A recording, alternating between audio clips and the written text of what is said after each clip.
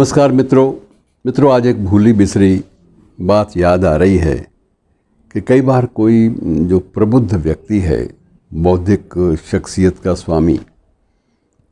वो कैसे बर्ताव करता है और कैसे दूसरे को प्रभावित कर देता है। और प्रभावित भी इतना कि जो उसके प्रभाव मंडल में या उसके प्रभाव क्षेत्र में आने वाला व्यक्ति है वो उसके सम्मोहन से मुक्त नहीं हो पाता। आज जिसकी मैं बात कर रहा हूँ वो थे ब्रजेश सिंह। ब्रजेश सिंह कौन थे आपको याद कराना होगा मुझे, आपको पता तो होगा लेकिन मुझे याद कराना होगा कौन थे। ब्रजेश सिंह वस्तुतः काला कांकर स्टेट हमारे यहाँ यूपी में एक बहुत प्रसिद्ध स्टेट है जहाँ के लोग बड़े बौद्धिक माने जाते रहे हैं। और वहाँ के एक अन्य राजकुमार राजा भी कहते थे उनको, राजा दिनेश सिंह, हमारे विदेश मंत्री, केंद्रीय विदेश मंत्री भी रहे हैं और श्रीमती इंदिरा गांधी वाले मंत्रिमंडल में लंबी अवधि तक वो मंत्री रहे और उनकी चर्चा बड़ी होती रही। तो ब्रजेश सिंह उन्हीं के भाई थे। ब्रजेश सिंह का फ़र्क ये था कि कुंवर ब्रजेश सिंह उनको भी कहते थे, आफ्टर ऑल राजघराने से थे, लेकिन राजघराने के बावजूद वो विचारों से वामपंथी थे, कम्युनिस्ट थे। और कम्युनिस्ट पार्टी ऑफ इंडिया जो भारत का साम्यवादी दल है उसके सदस्य भी बन गए। कहाँ, राज परिवार का आदमी, और वो साम्यवादी दल का सदस्य बन जाए, ये अपने आप में एक बहुत बड़ी खबर थी, चर्चा का विषय बनी थी। और काला कांकर कहाँ है शायद आपको मालूम होगा, इलाहाबाद के नज़दीक ये स्टेट पड़ती है जहाँ से कभी किसी वक्त में अखबार हिंदुस्तान दैनिक वो भी निकलता था और कुछ अन्य समाचार पत्र भी वहाँ से छपते रहे। इतना वो एक सशक्त कस्बा था और इतना ही सशक्त और बुद्धिजीवी वहाँ का राज परिवार था। अब उसमें यह हुआ कि दिनेश सिंह तो मंत्री बन गए और ये जो अपने जिनका मैं जिक्र कर रहा हूँ, ब्रजेश सिंह, डॉक्टर ब्रजेश सिंह, ये अपने वैचारिक एक प्रकार से जो आस्थाएं थी, वैचारिक जो बंधन थे उनमें बनते चले गए। और उसके बाद ये मास्को चले गए। मास्को में क्या हुआ कि इन्हें इत्तफाकन किसी एक संवाद के समय, किसी एक लेक्चर के समय इनका परिचय हुआ स्टालिन की बेटी से, स्वेटलाना से। और स्वेटलाना इनके पीछे इतनी ज़्यादा दीवानी हो गई कि ये बंदा बौद्धिक लेवल पर, बौद्धिक स्तर पर कितना ऊंचा है। और स्वेटलाना जो कि स्टालिन जैसे ख़तरनाक और जिसकी दहशत थी स्टालिन की अपने वक्त में सोवियत संघ में, उस जैसे राष्ट्राध्यक्ष की बेटी होने के बावजूद वो ये भूल गई कि मेरी कुछ सीमा रेखाएं हैं, मैं उनसे बाहर नहीं जा सकती। क्योंकि वो समय ऐसा था कि जब केजीबी जो वहाँ की उस वक्त जासूसी संस्था थी,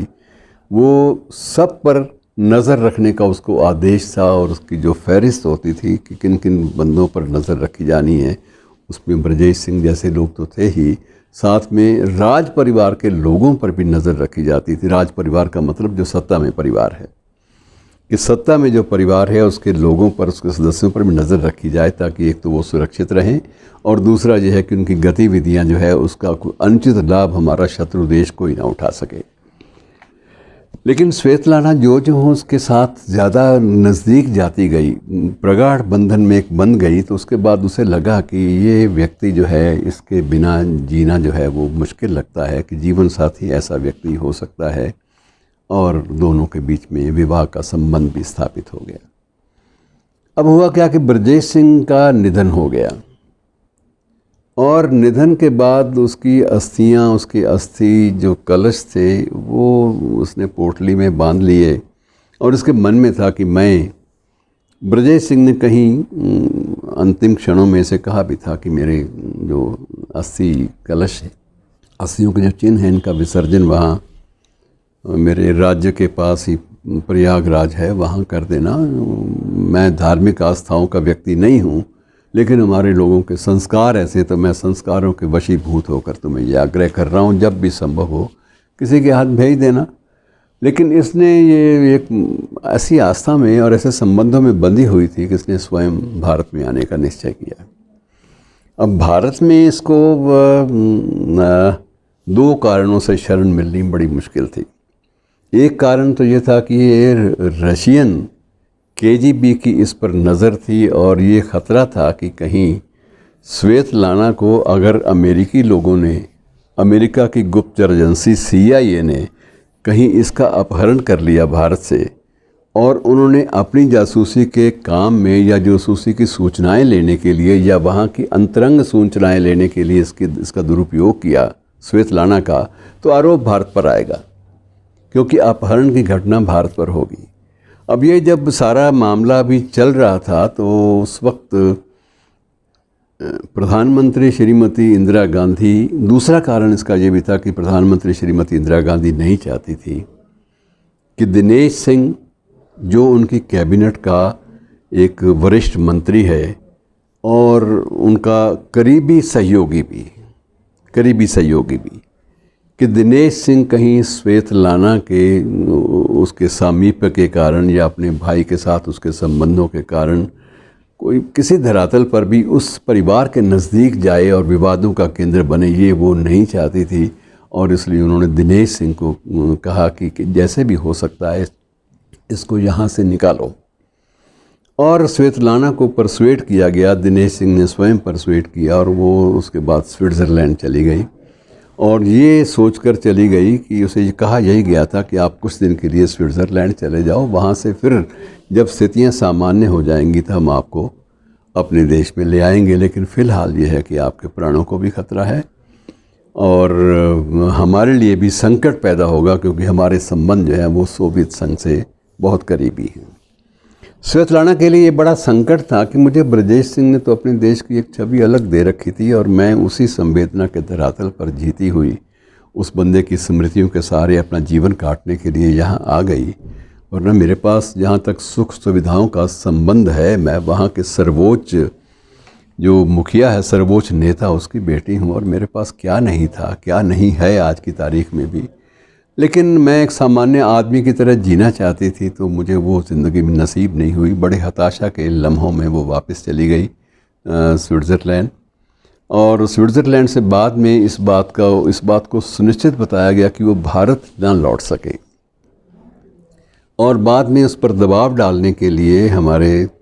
दूतावासों ने और अन्य दूतावासों ने इस बात का प्रयास किया कि उसको ये परसुएड किया जाए, उसके परिवार से कहा जाए, उसके बच्चों से कहा जाए कि आप लोग उसको कहो कि वापस लौट आए। और इस तरह से उस पर इतना दबाव डाला गया कि मानसिक रूप से वो बड़े खिन्न मन से, बड़े उदास मन से वापस लौटी। और स्वेतलाना स्वयं को भारत की एक वधू के रूप में लेती थी, भारत के एक पुत्र की वधू होने के नाते स्वयं को समझती थी कि मैं इस देश की बहू हूँ और इस देश में बहू का बड़ा सम्मान होता है, उसे ये बताया गया था। तो ये सारी की सारी अवधारणाएं जीवन में कैसे टूटती हैं, क्या मोड़ लेती हैं मित्रों, इस बारे में कुछ भी कह पाना संभव नहीं है। अंततः यही हुआ कि वो घर लौट गई, स्वदेश लौट गई और उसने बिल्कुल एक उदासीन एकांत की ज़िंदगी बसर करनी शुरू कर दी। और कहा यही जाता है कि जो उसके अंतिम लम्हे थे बड़े दुखद थे और उसने अपने कमरे में किसी को भी आने की छूट नहीं दे रखी थी। खाने पीने के लिए उसने अपने छोटे से कमरे में पूरी व्यवस्था कर रखी थी और कमरे में सिवाय ब्रजेश सिंह के कुछ स्मृति चिन्हों और उसके फ़ोटो के अलावा कुछ भी नहीं होता था। तो ये एक प्रकार से एक अध्याय है हमारे राजनैतिक जीवन का भी और हमारे वैचारिक जीवन का भी कि किस तरह से हम लोग अपनी वैचारिकता के संदर्भ में आकर बहुत सारी संवेदनशील बातों को भूल जाते हैं। और अगर स्वेतलाना यहाँ पर रहती तो वो यहाँ एक रशियन पुत्रवधू, एक सोवियत पुत्रवधू होने के नाते यहाँ के जीवन में क्या क्या रचनात्मक भूमिका निभा सकती थी, इस बात की केवल कल्पना की जा सकती है कि उसको हमने तो यहाँ स्वीकार ही नहीं किया। मित्रों, अभी हमने जिस पात्र का जिक्र किया उस पात्र की नींद कहा जाता है कि बरसों तक वो सो नहीं पाई। उसने अपने एक संस्मरण में, एक मीडिया इंटरव्यू में कहा था कि मैं ब्रजेश सिंह के जाने के बाद मुझे लंबे अरसे तक नींद नसीब नहीं हुई और मैं समझती हूँ कि अब नींद मुझे कहीं ना कहीं या तो किसी नशे की गोलियों से आएगी जिनका मैं सेवन नहीं करती, इसलिए नहीं करती कि मैं इस बात में यकीन ही नहीं करती कि मैं ऐसे नशे में सराबोर हो जाऊं जिससे मैं ब्रजेश को भूल जाऊं। तो इस प्रकार से उसने एक इंटरव्यू, मीडिया इंटरव्यू में कहा था। लेकिन इस संदर्भ में कुछ फिर मिर्ज़ा गालिब याद आ जाते हैं, जैसी हमारी परंपरा है, जाते जाते 2-4 पंक्तियों के साथ कि कोई उम्मीद बर नहीं आती, कोई उम्मीद बर नहीं आती, कोई सूरत नज़र नहीं आती कि मौत का एक दिन मुअय्यन है, मौत का एक दिन मुअय्यन है, नींद क्यों रात भर नहीं आती। कि मौत का एक दिन मुअय्यन है, नींद क्यों रात भर नहीं आती, और कोई सूरत नज़र नहीं आती, और कोई उम्मीद बर नहीं आती। और इसी संदर्भ में शिकवा भी आप कह सकते हैं, स्वेटलाना पर भी लागू कर सकते हैं कि किससे महरूमी है किस्मत की, महरूम समझते हैं आप, वंचित करना किसी भी चीज़ को। किससे महरूमी है किस्मत की शिकायत कीजिए, किससे महरूमी है किस्मत की शिकायत कीजिए, वो सितमगर मेरे मरने पे भी राज़ी ना हुआ।